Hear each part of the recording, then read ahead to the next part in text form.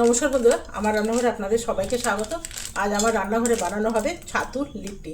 এটা পুরো প্যাকেট ভর্তি ছিল জানেন, এই মাসে খেয়ে খেয়ে শেষ। তো ভাবলাম আপনাদের সাথে একদিনও শেয়ার করা হয়নি। তো খুব অল্প পরিমাণে আছে। হ্যাঁ, আরেকটা প্যাকেট যদিও বা নতুন আছে, তো দেখা যাক এটার মধ্যে কতটুকু আছে। তবে ছাতুর লিট্টি বানাতে গেলে প্রিপারেশন অনেক লাগে, অনেক। তবে আমি যেভাবে বানাই সেভাবে আপনাদের সাথে শেয়ার করবো। তো এখানে রসুন ছাড়ানো হয়ে গেছে, রসুন, কাঁচা লঙ্কা, আদা, এগুলো তো দিতেই হবে। আর ধনে পাতা এখন আছে, কোনো কথাই নেই। তো চলুন শুরু করি। প্রথমে আমি দিয়ে দেবো টমেটো আর বেগুন একটু পোড়াতে। এই একটা বেগুন, এটা পোড়াবো। পেঁয়াজটা আমি একটু কুচো কুচো করে কেটে নেবো। তবে এটা আরও আমি চপারে আরও একটু মিহি করে নেবো। এটাতে করে নিলে খুব সুন্দর আরও মিহি মিহি হয়ে যাবে। তবে আমি এখানে দুটো পেঁয়াজ দেবো। পেঁয়াজ, রসুন, আদা সবটাই আপনার পছন্দ মতন দেবেন। যদি বেশি পছন্দ করেন একটু বেশি দিলেও ভালো লাগবে, আবার কমও দিতে পারবেন। এটার মধ্যে সেরকম কোনো মাপ না হলেও চলে যাবে। এখানে আমি একটা নিয়েছি বড় আর একটা ছোট সাইজের পেঁয়াজ। আর এখানে নিয়ে নিয়েছি রসুন। রসুনগুলো পরে কাটবো, এগুলোকে আমি একটু মিহি করে নিই। একবার দুবার করে নিলেই হয়ে যাবে, কেন কি আমি চাকুতে করে কেটে দিয়েছি। এই যে দেখুন, হাতের কাছে এরকম একটা চপার থাকলে কিন্তু ভালোই হয়। তবে রসুনের দানাগুলো বেশ বড় বড়, সেই জন্যে আমি এমনি করে প্রথমে একটু কেটে নিচ্ছি। এরপরে আমি এর মধ্যে আরেকটু রসুনটা চালিয়ে নেব, তাহলে আরেকটু মিহি হয়ে যাবে। তবে এখানে 6 থেকে 7 কোয়া আমি রসুন দিলাম। আর একটু ধনে পাতাও আমি এর মধ্যে কেটে সব একসাথে ঘুরিয়ে দেবো। দিলাম একখানা কাঁচা লঙ্কা, বেশি দিলাম না। আপনারা যদি ঝাল খেতে পছন্দ করেন তাহলে দিয়ে দেবেন একদম। ঝালের সাথে কোনো কঞ্জুসি করবেন না যদি খেতে পছন্দ করেন। আমাদের বাড়িতে তো ঝাল কেউ খাই না। এটা আরেকটু আমি চালিয়ে নিলাম। দেখুন কি সুন্দর মিহি মিহি হয়ে গেছে, খুব সুন্দর মিহি মিহি হয়ে গেছে। এরপরে আমি ছাতুগুলো দেখি। তবে ছাতুগুলো খুব একটা কম নেই আর খুব বেশিও নেই, মনে হচ্ছে আরেকটু লাগবে আমার। তো আরেকটা প্যাকেট আছে, সেটা আমি দিয়ে দেবো। তো এইখানে যতগুলো আমি কেটে রাখলাম সব কটাই দিলাম। দিয়ে দিলাম একটু কালো জিরে, জোয়ান। জোয়ান তো একদম অবশ্যই দেবেন, কেন জোয়ান আমাদের হজম করতে সাহায্য হয়। দিলাম একটুখানি গোলমরিচ গুঁড়ো। আর এটা দেবো আদা। আদাটাও আমি একটু মিহি মিহি করে কেটে নেবো। তবে এখন কাঁচা আদা তো কোনো রকম কিন্তু রেশা নেই, কাটতে বেশ ভালোই লাগছে। নতুন আদা একদম ছোট ছোট টুকরো করে কেটে নিলাম। এরপরে যেটা না দিলেই নয় সেটা হলো আচার। তবে আমি এখানে লঙ্কার আচার দিলাম, আপনারা আমের আচার দিলেও চলে যাবে।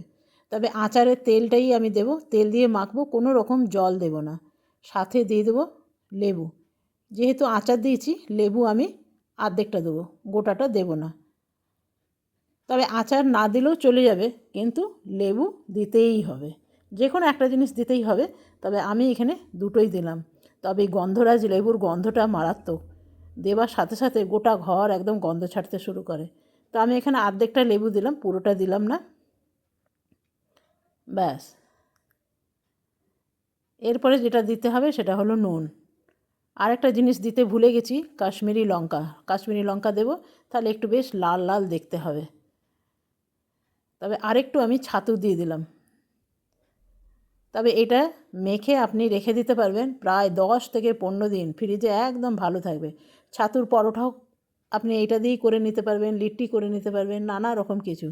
আর এটা দিয়ে দিলাম একটু কাশ্মীরি লঙ্কা, দেখতে একটু লাল লাল হবে। দেখলেন আমি জল দিলাম না। জল না দিয়ে মাখবেন, তাহলে ফ্রিজে অনেক দিন ভালো থাকবে। আর এটা এমনি খেয়ে দেখবেন অসাধারণ লাগবে। আমি একটু খেয়ে দেখলাম, বেশ ভালো লাগলো। একটু ধনেপাতার চাটনি বানিয়ে নেবো। এখানে দিয়ে দিলাম ধনেপাতা।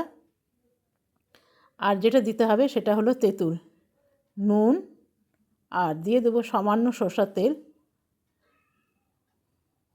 আর দিয়ে দেবো সেটা হলো রসুন, আর দিয়ে দেবো আদা।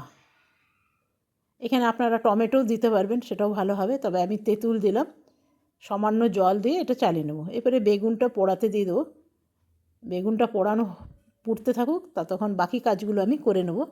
দিয়ে দিলাম দুটো টমেটো আর বেগুন। দেখুন চাটনিটা আমার রেডি হয়ে গেছে। এরপরে মেখে নেব। 1 বাটি নিলাম গমের আটা আর 1 বাটি নিলাম ময়দা। আমি এরকম মিক্স করেই বানাই। ব্যাস।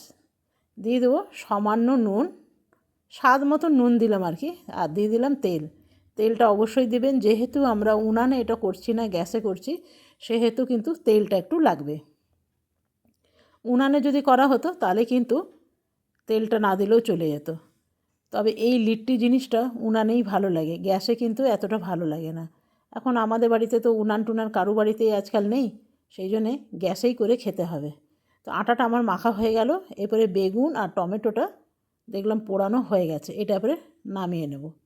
ততক্ষণ আমি আটার একটু লইগুলো বানিয়ে নিই। ছোটো ছোটো করতে হবে, যেহেতু আপ্পম মেকারে করব তো। আর এদিকে আমি আপ্পম মেকারটা একটুখানি বসিয়ে দিলাম, আর এদিকে বেগুনটাও পোড়ানো হয়ে গেছে। দিয়ে দিলাম পেঁয়াজ, ধনেপাতা। আর এটা ভীষণ গরম, এখন মাখা যাবে না, পরে আমি মেখে নেব।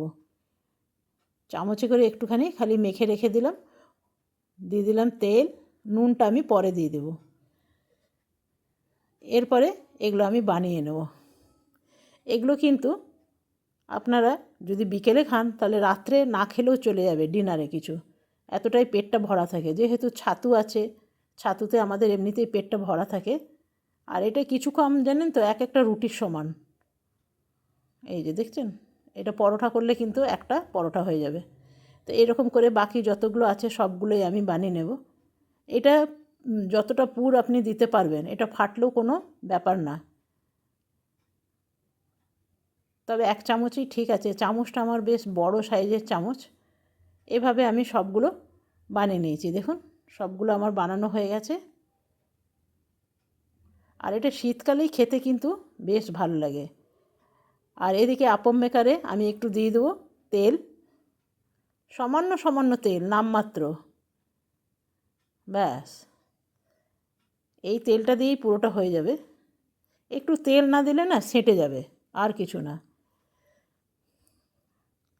তবে কুকারেও আমি করে দেখেছি, তবে কুকারের চেয়ে আপ্পম মেকারে কিন্তু টেস্টটা ভালো আসে। তবে বাকিগুলোর মধ্যে তেলটা নেই, তো বাকিগুলো আমি কী করবো, এর মধ্যে থেকে তেলটা নিয়ে নেব। ব্যাস, তেল বেশি লাগে না, একবারই যা দেওয়া হয়েছে। এরপরে দিয়ে দেবো কভার। এরপরে আমি নিয়ে নেব একটু ঘি, ঘিয়েতে ডিপ করতেই হবে। ঘিয়েতে ডিপ না করলে খেতে এতটা ভালো লাগে না।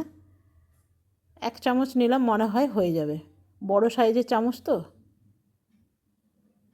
এটা একটু উনানের পাশে রেখে দিলাম যাতে ওটা গলে যায়। আর এগুলো একটু উল্টে দেবো, হাতে করেই উল্টাচ্ছি, বাবা কি গরম।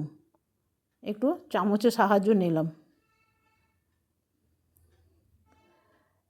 সব কটাই আমার উল্টানো হয়ে গেছে।